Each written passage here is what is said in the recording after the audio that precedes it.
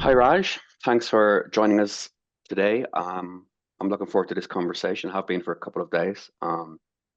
Looking forward to having our in-depth discussion on the supply chain risk, our third-party exposure, and why this area has become such a critical talking point for our clients and organizations, basically, that we would help on a day-to-day basis, and to understand that the risks, I think, that the supply chain now really have hard baked into the overall cyber posture of any organizations. And I think, Raj, I'd be interested to get some of your thoughts on this. I think when we think about cyber risk, organizations tend to think about it as an external problem, an external threat. But increasingly, we've been seeing the biggest risks. They're coming from trusted relationships and trusted partnerships. Um, and every organization that I would help, and I'm sure you're the same as well, every organization, it's connected to dozens, if not hundreds, of third-party SaaS providers and vendor partnerships and distributors, and each one will increase that attack surface, which is becoming a mammoth task for organizations to try and understand. Um, so we're no longer defending our own environment. We're also inheriting the risk of the people that we trust. And I'd be interested, Raj, to understand what you're seeing firsthand. Maybe a couple of points. Why the supply chain has become such a key attack surface, and more importantly, why it's become such a successful attack surface for the threat actors. Absolutely. Thanks for having me, Stuart. And if you look into the major headlines over the last, let's say, the couple of months, and even over the years, the attack surface for supply chain and third-party risk have increased exponentially. So the attackers have realized that it's so much easier to break into, let's say, a defending castle of our organization by hiding inside the daily delivery truck rather than trying to attack the castle itself. Uh, Apologies for the castle. I like castles. So today we are not talking about theory, We're Mhm. talking about operational reality of what happens when these vendors you trust becomes the weapons that are actually used against you. And like you mentioned, it's like a one-to-many attack vector. So it comes down to basic attacker economics.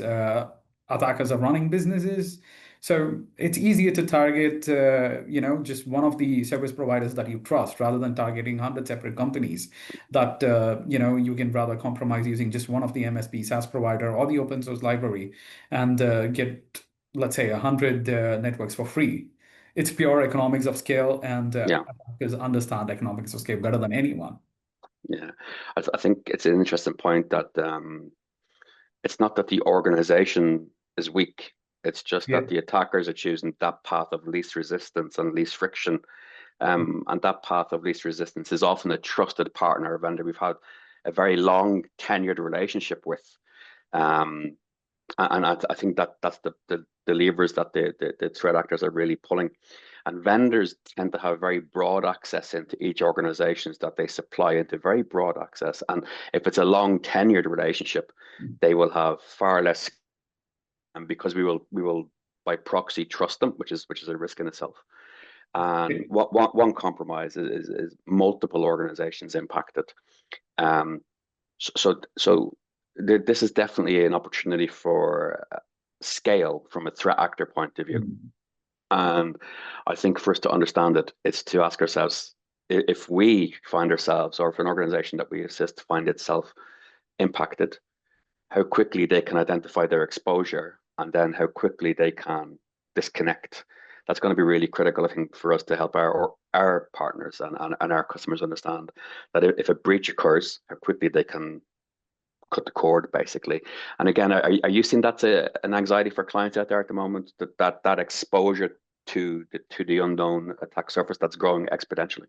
Yes, yes. So, over the last year alone, we've seen so many attacks, which kind of just enhance this method of, I would Mm, say, let's see, the organizations, they have a problem with the visibility of all these third-party things.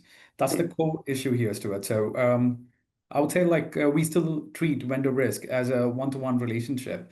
Let's say we assess company X, but the third party risk is an ecosystem of trust relationships. So this company X relies on a company Y, which uses cloud Yeah. database from, let's say, company Z. And Hmm. we are just not just inheriting the vendor's risk. You're inheriting their entire vendor, supply chain risk as well.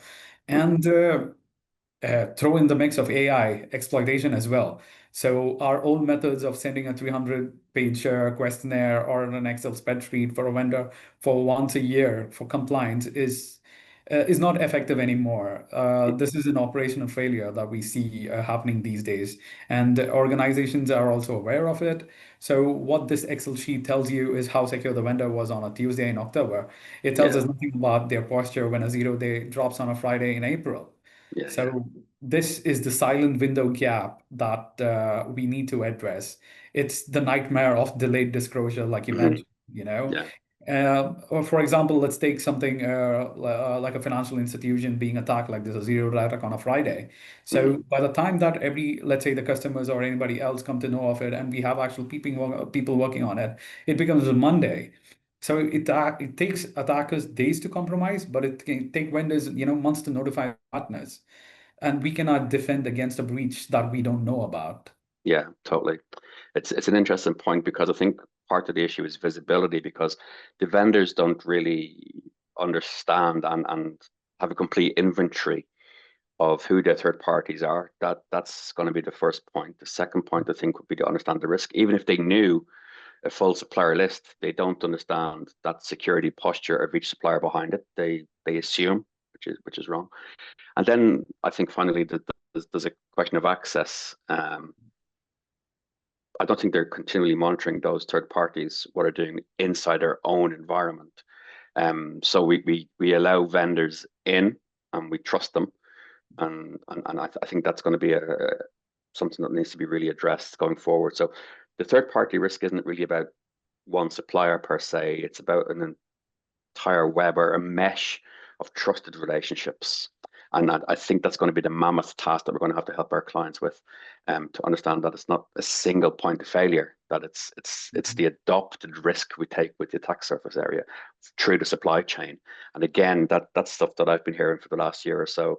And sometimes organizations they don't really know where to begin this process per se because it doesn't necessarily sit with a compliance officer, compliance manager, security guy, or CIO, or the CISO. It sits in different parts of the organization. So it's trying to identify the correct people in the organization to have the conversation with. Is that something that you're also kind of seeing? Yes, of course. And talking about security posture, businesses these days moves very, very fast, Mm, marketing spins up a new AI tool or HR integrates a new SaaS mm, platform, sometimes without even proper security review. And I say that just because, we want to scale up quickly. mm, It happens most of the time. And suddenly, there is an unvetted third party. Uh, mm, the AI tag, which is very common now, it's like you stick it on top of everything. yeah. But it's a very serious issue right now. I wouldn't call it as much an issue, but Mm, what it means is suddenly an unvetted third party has API access to your crown jewels, So security posture is very important. And like you mentioned, I resonate with that, yeah. We have to stop treating vendor risk as a zero-sum Yeah. compliance Yeah. exercise. And we can't just throw audits over the fence now. We Continuous attack surface management is something that we Yeah. need to implement. And I love zero trust architecture, always Yeah. verify. Yeah. Yeah. Yeah. Verify everything, trust nothing. And it can be that methodology can be perceived to Mm. be arduous or problematic or cumbersome. But I love the mindset behind it. Verify everything constantly because it just reduces the risk right there. It improves the posture, but it reduces the risk right down to a finite point, which is where we're trying to get to. Um, and I agree and concur with everything you've said. And I think we've got to look at ways how we can improve the understanding, and how we attack this supply chain challenge that we're going through. I think one thing we have to do is to help people map dependencies. So to understand, which suppliers support which business services. I know that's not done currently with some of my clients and customers. We've got to control the access. So this is identity hygiene and access hygiene 101. So it's least privilege. Um, I think vendors should be inside your environment for that task only, and we should really restrict what vendors can do once they're inside our environment. And then we need to monitor continuously. So we need visibility, not just of an access, but visibility of the behavior, and look for any kind of anomalous behavior that's within the environment. Because now more than ever, what we're seeing is that people don't threat actors, they don't hack. They literally sign themselves in. They literally walk in the front door, the same as the rest of our colleagues, and it's very, very difficult to differentiate that. But if we have some dependencies understood, we have access control in place, and we're doing some continuous monitoring, again, we can reduce that risk. And it comes down, I think, to some kind of basic security and compliance awareness, and a culture of it within the organization as well. And I mentioned it earlier, and I think it's worth mentioning again. If a SaaS provider is breached today, how quickly can our exposure be identified, and then how quickly can we disconnect? That's going to be crucial.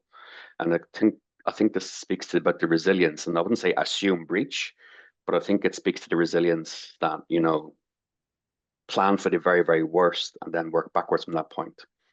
So we're trying to get a retaliation in first, so to speak. And that's been some of the conversations I've had over the last 6 months, 12 months with CISOs. They definitely are moving towards an assume breach mindset, and then moving backwards, particularly with the supply chain, because it's a major problem that's almost beyond their immediate sphere of influence. Amazing. You put it all very nicely. Those are like brilliant points, starting with the least privileged access Hmm. and the continuous monitoring. That's something that we need essentially right now. And Hmm. I would also say that procurement and cybersecurity must be best friends now. Hmm. Contracts must have strict, heavily enforced SLAs for incident notification. Hmm. So the window gap is very real, and we must include our critical third parties in our tabletop exercises as well, and Hmm. simulate critical suppliers going offline in every single incident response Yeah, plan. Otherwise, we don't have a complete incident response plan. yeah. I think the incident response plan is excellent. I mean, I've been involved in some of them with my customers over the last year, and we practice for the worst at like 3 o'clock on a Friday afternoon, and we don't we Mhm. don't live that experience at midnight on New Year's Eve. And it's been really, really great to show some of our clients exactly where they are with their preparedness and their readiness. So that's been really, really interesting kind of concept to be involved in. I think as well, looking at the access control piece, I think that's going to be really crucial to maintain governance across an increase in attack surface management, right? So if you look at the SolarWinds or Equifax or Panasonic over the last couple of years, people have literally walked in to the Yeah. organizations. Nobody's hacked, if that makes sense. So access control is going to be absolutely critically important as we move forward. And if there's a starter for 10, and I'll discuss this with some of my clients when we meet later in the year at ZeroDayCon, it will be, control what you can control and control it well, and then have really got identity hygiene and really least privilege 101. It's kind of like moving backwards to everywhere like 5, 6, 7 years ago, but updating it because we're using the same methodology, the same levers, but in a different area of our preparedness. Mhm. Absolutely. And the elephant in the room is obviously AI these days, and Mm, the implications, compliance wise, and then even to everyday operations within the company. So our compliance, let's say the process and the procedures are built on a lot of interconnected hmm. interconnected processes, that is, and Hmm. the threat landscape is only going to get just as much as deeper. Yeah, So the organizations that won't we need to be prepared. yeah. So it's not about building something perfect or, Mm, having strong impenetrable walls.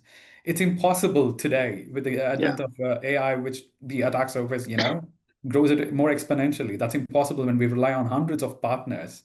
So we need to focus on who applies the process of some thinking to the vendor relationships and demanding transparency, enforcing zero trust access, like you mentioned, and yeah, focused on, let's say, rapid resilience also.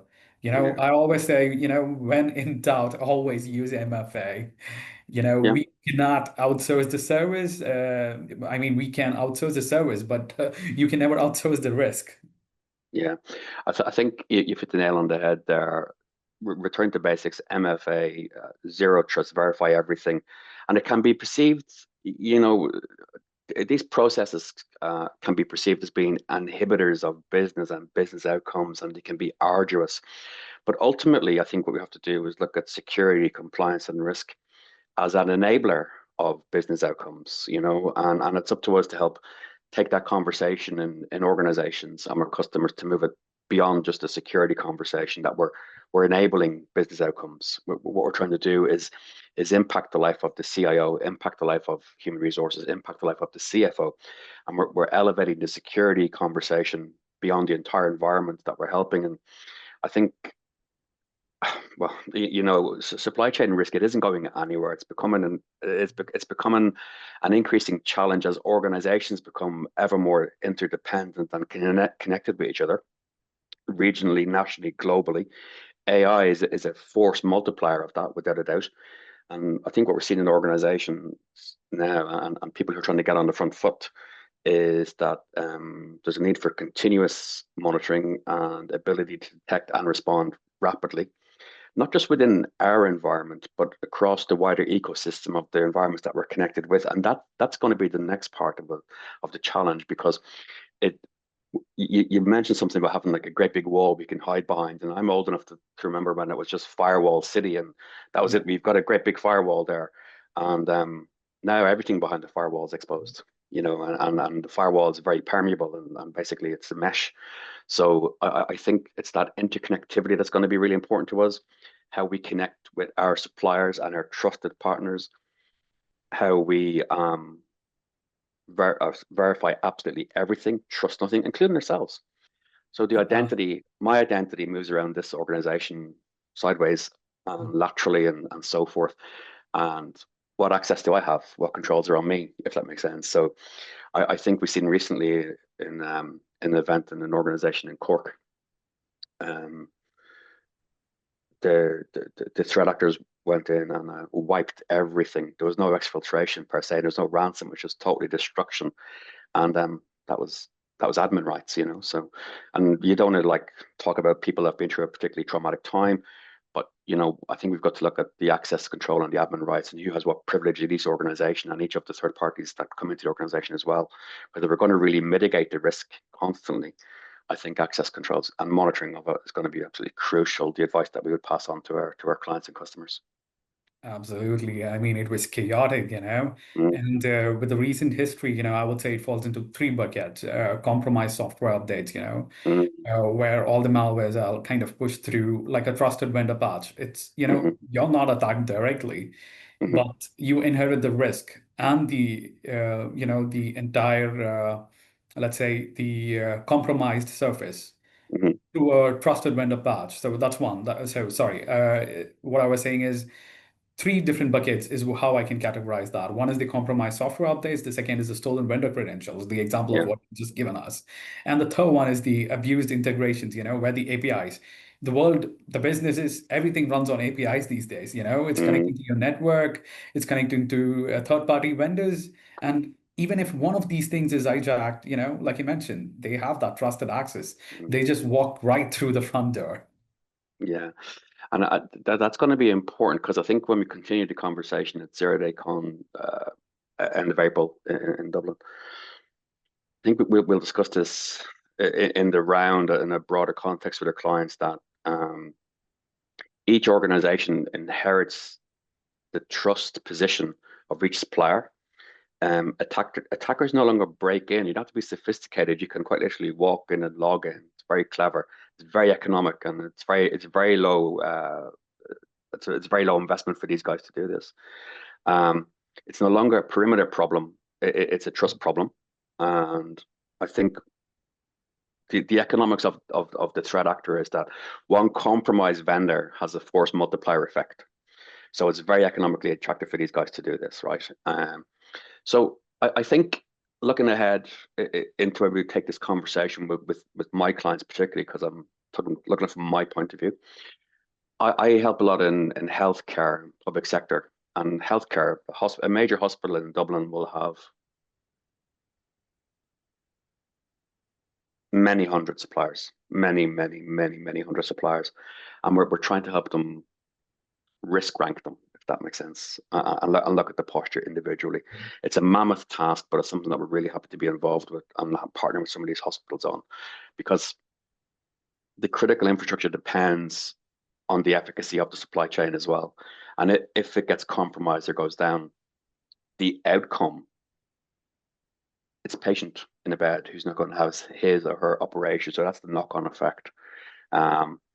We've got obviously other clients in different parts and different verticals and so forth. But for me, it's about keeping patients enhanced, getting through the healthcare system safely and securely. And that's my motivation. That's why we're having this conversation, really. But I think looking ahead, if we could take a couple of key takeaways from this one, to me, it would be dependencies, well, visibility dependencies, access control, and then how quickly we can disconnect from a potentially a breached vendor, breached supplier. If you had a wish list, Raj, if you had a wish list to pass on to people that you wanted to keep safe, keep secure, protect their digital assets, looking at the supply chain, what would be your top kind of 3 tips to the clients? Absolutely. The first one is going to be continuous monitoring. Mhm. Compliance is not just a checklist. I repeatedly say that over and over again. You have to stay on top of those things, and you have to see that you have a plan B, not just Mhm. plan B. You got to have something like plan F and G, Mhm. as far Mhm. as down the line it goes. So you Yeah. need to have these multiple options that you can to rely on your supply chain. Obviously Mhm. there's going to be so many interdependencies when you run the business Yeah. or when you're working. And this not just ties down to the software dependencies that we have. It comes down to hardware and infrastructure as well. Mhm. So continuous monitoring, staying on top of things, and then least privilege. Yeah. That is the most important thing, which kind of solves a major impact of these. Yeah. So the blast radius could be a lot lesser if you just follow these 3 things. Yeah. Yeah.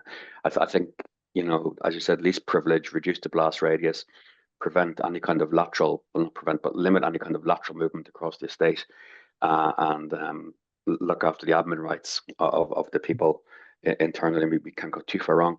So, look, I mean, I've enjoyed the conversation without a doubt. I'm looking forward to picking up with you again in a week or two. Um, any other hints, tips, advice, guidance, please do let me know. I'm happy to take it from you and your team, and we'll pass it on to our clients. Um, and I will look forward to seeing you a little bit later on. Absolutely looking forward to Zero Day Con. Take care, Yeah, Stuart. it's going to be a great conversation. We'll pick this up, and I am going to bring some of my clients for coffee with myself and yourself, and we can pick it up then, because they're definitely some of the guys I think will benefit from this without a doubt. Thanks, Neeraj. Amazing. Amazing. The fireside chat is going to be lovely. Thank you so Yeah, much for that your will be time. good. Lovely. Thanks, Nate. Talk very soon. Take it easy. Bye. Bye bye. Good luck. Bye bye.